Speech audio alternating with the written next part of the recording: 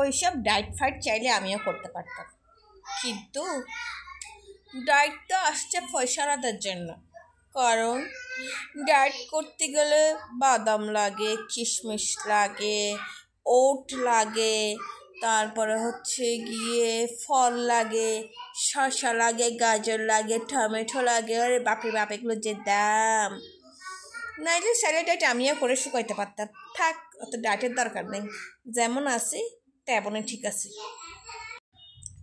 Exercise করতে হয়, তারপরে হচ্ছে গিয়ে সকালবেলা ঘুম থেকে উঠে চোখ জ্বলতে জ্বলতে দৌড়াতে হয়, তিরিং বিরিং করে লাফাতে হয়। ওরে বাপরে বাপ, কী কষ্ট রে, কী কষ্ট! তারপরে সব থেকে বেশি ইম্পর্টেন্ট যেটা জিনিস, ওটা মিস করতে হয়, ভাত। এই ভাত ছাড়া তো আমরা বাঙালিরা কিছুই খেতে পারি না।